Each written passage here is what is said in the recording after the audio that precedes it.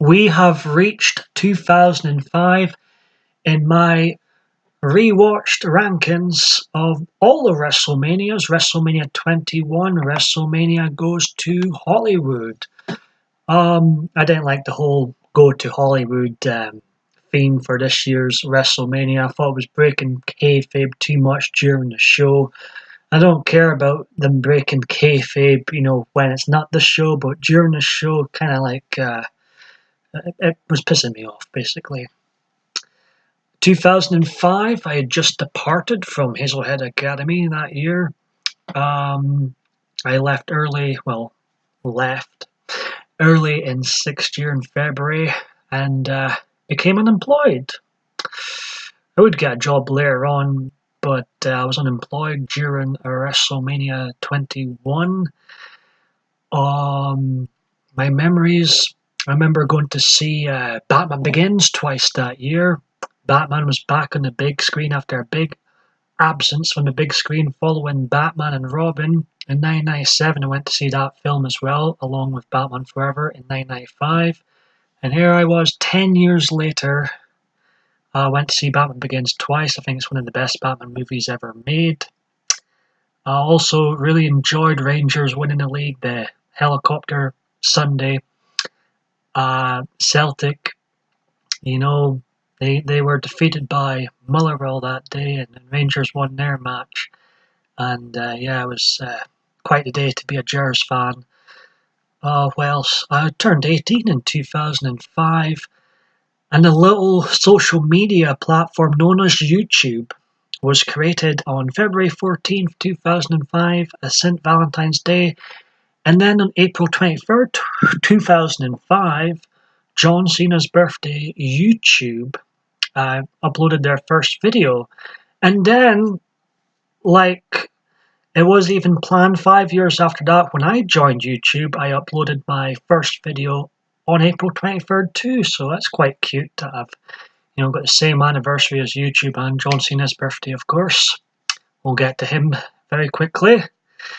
8 matches took place at WrestleMania 21, including a fixed sumo match, which is my 8th place match. It was garbage. Akebono defeats the Big Show in a total waste of time match. 7th place match was the Women's Championship match on the night. Trish Stratus defeated a very green Kirsty Hemme. This was a 1-star affair, not good match. Trish really shined in this match. She was like wrestling a broomstick, basically. 1 star. 6th and 5th place matches of the night were the 2 main event championship matches of the night that dragged this WrestleMania from being one of the best. It failed to make my top 10 re-ranking list so far. I could only place it in 11th spot, just above WrestleMania 6. And these were the 2 reasons, the championship matches. 6th place was John Cena v John Bradshaw Layfield. It was a very basic match. The crowd only came to life when John Cena, picked Bradshaw up for the FU, and he won his first of soon-to-be 17 titles here. It was a very basic match. It was main event-wise, on a WrestleMania stage, this was pathetic. Batista v Triple H in my 5th place spot was so fucking boring.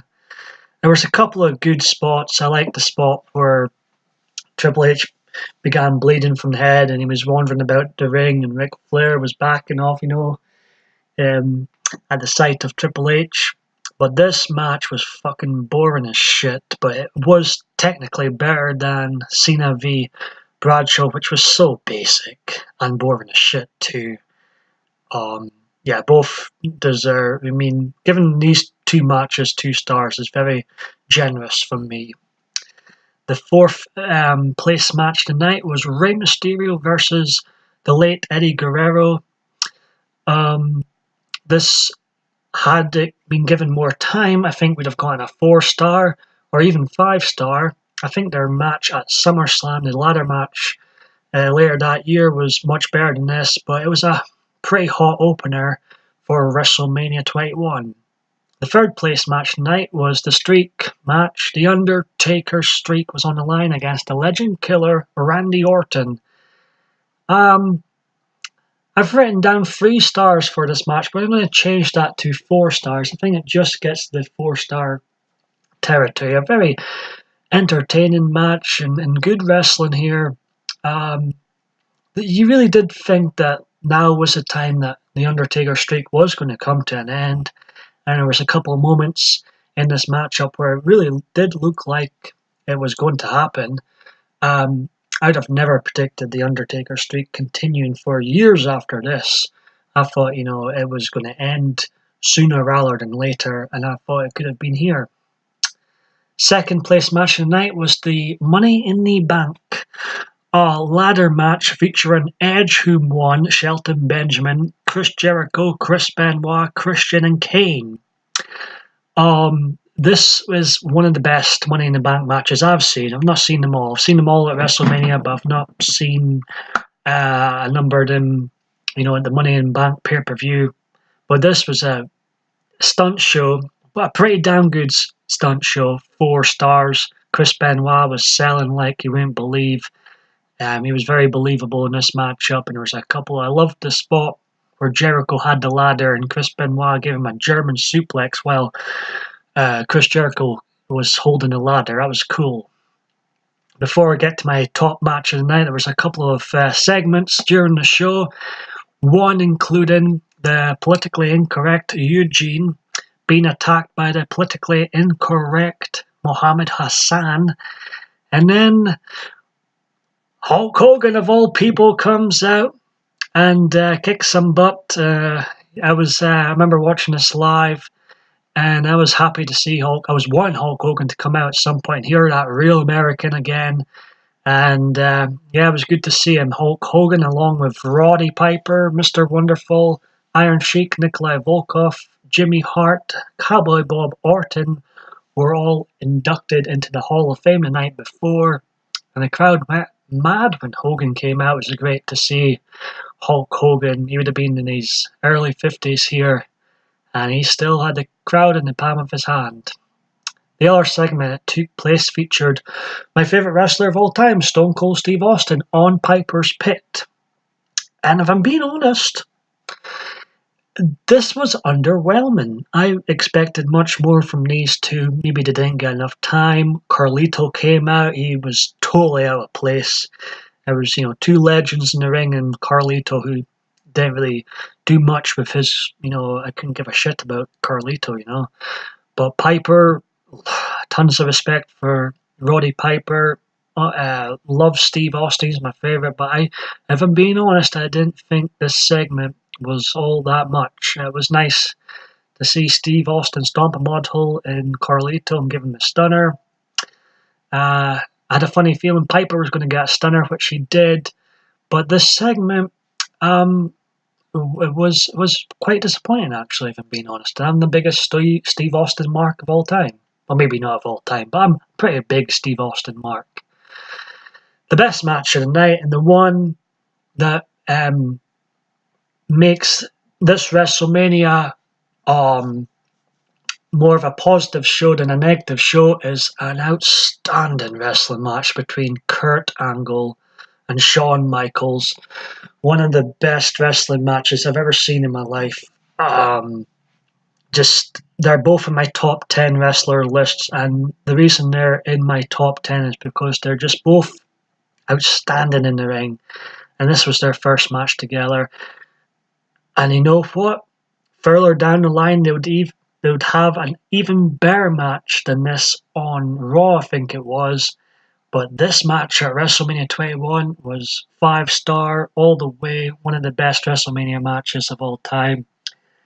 Shawn Michaels was Mr. WrestleMania. Kurt Angle was, unbelievable. 2 greats of their eras in the ring colliding. This was the match of Mania 21, and I think Batista, Triple H, Cena, and Bradshaw must have been embarrassed looking at their matches and then looking at this one. I was on in the middle of the show. Just, my interest in wrestling started to change in 2005. Lights out. Um, I was sticking around for Kurt Angle and Shawn Michaels. His second run was amazing. I was sticking around for The Undertaker's winning streak and to see part-time appearances from Hulk Hogan and Stone Cold Steve Austin. But I was starting to, not watch as much with the rise of John Cena, and I didn't think, but I thought Batista sucked here. He was terrible in his match, and Triple H really carried him through. And I was actually sick of Triple H too. No matter how damn good he was, I was sick of seeing him on top. He really has abused his power over the years, his position, and he really isn't that great. Like, nobody's that great. I'd get sick of seeing Steve Austin in so many WrestleMania events. You got to change things up a bit. And yeah, my interest in wrestling started to dip. Well, my interest in WWE started to dip, but I still stuck around for Shawn Michaels, Kurt Angle, Chris Benoit, and great wrestlers like that. But the rise of John Cena and Batista, at least Batista's rise was more organic. It was a great storyline leading up to the match. But John Cena, like I said in my review for WrestleMania 20, the crowd were initially behind him, the more vocal ones. But then the WWE's booking of John Cena from this point onwards was, it was unbearable for a lot of us fans. We just got sick of him. Yeah. Anyways, WrestleMania 21 is a mixed bag, but it has one of the most outstanding wrestling matches you will ever see.